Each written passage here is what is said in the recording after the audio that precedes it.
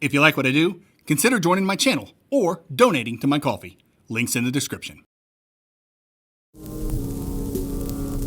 I'm not gonna lie to you. 2.5D games are rarely my favorite when it comes to the looks department. I'm a simple man who likes his media firmly in either one dimension or the other. And this half-in, half-out crap typically doesn't do it for me. But that doesn't mean I don't find some 2.5D MVs to be easy on the eyes. And I was actually able to find 10 that I kinda liked looking at. Again, I want to remind everyone that this list is highly subjective. It's all about how much these games please my eyeballs. So don't think that placements reflect the overall quality of the Metroidvanias, but rather how much each game's visuals and artistry stood out to me. Hey, I'm the Metroidvania Guru, and this is my top 10 most beautiful 2.5D Metroidvanias.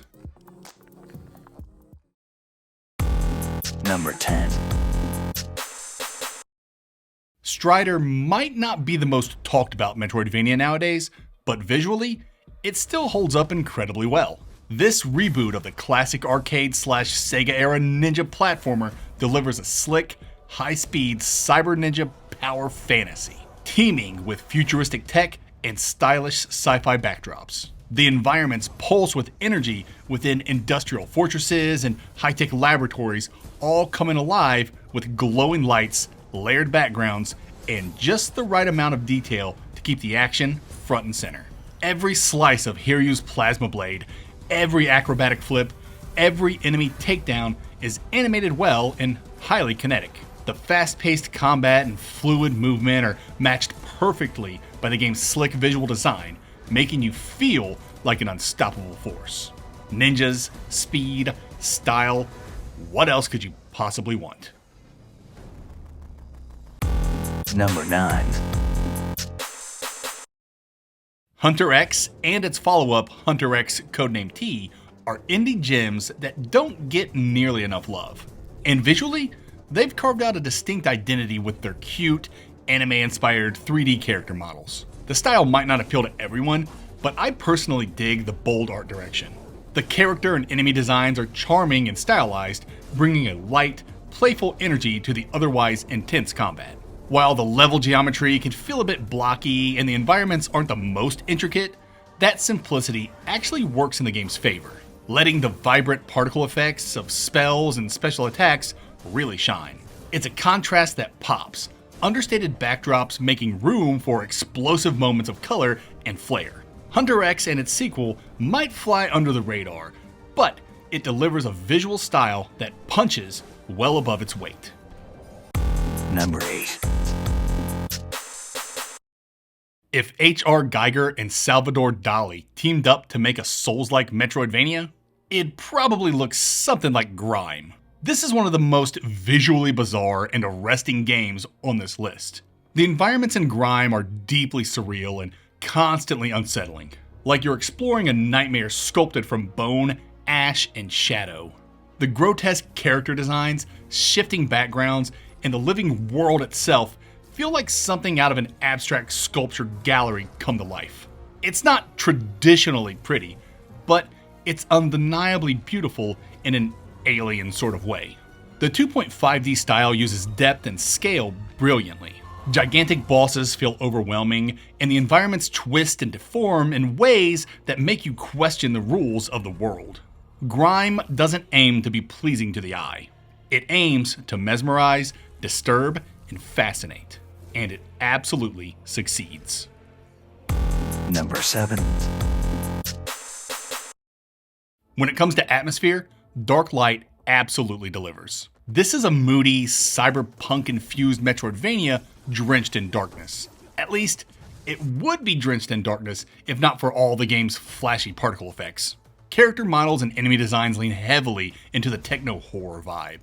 And while the game uses a more grounded 2.5D look, it's the lighting that really elevates everything. There's a lot to love about this game's 2.5D aesthetic, but if that's not your thing, it also has a classic pixel mode for those who prefer a more retro vibe. And I think that's super cool. Number 6. There's something mesmerizing about the Mobius machine's visuals. They're sleek, sharp, and everything looks like it was made from clay. But unlike most claymation that utilizes stop motion, the Mobius machine's animations are smooth, creating a surreal, uncanny valley vibe that I just couldn't get enough of. Every character model, from your little astronaut dude to the enemies, looks so pristine and shiny, almost like they're plastic toys come to life. It just all comes together to make one of the most memorable aesthetics I've seen in a 2.5D game. And the environments look amazing, with an incredible amount of depth that complements the game's unique aesthetic and really makes this world feel alive. Now, you can criticize the game for having repetitive level designs, but you can't tell me these backgrounds don't look gorgeous. Number 5. You don't usually think of pinball when you think of Metroidvanias, but Yoku's Island Express breaks every mold it can and does it all with style. Visually, the game is a breath of fresh tropical air. The hand-painted environments are lush, vibrant, and brimming with life. From sun-drenched beaches to bioluminescent caves, each area feels like a whimsical storybook come to life.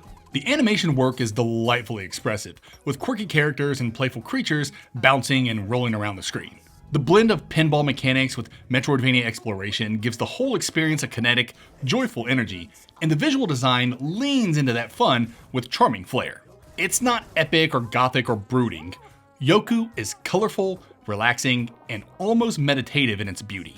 It's like a vacation for your eyeballs, and in a genre filled with doom and gloom, it's a sunny standout. Number 4. Yars Rising takes a bold step forward by blending stylish sci-fi aesthetics with a sharp comic book feel.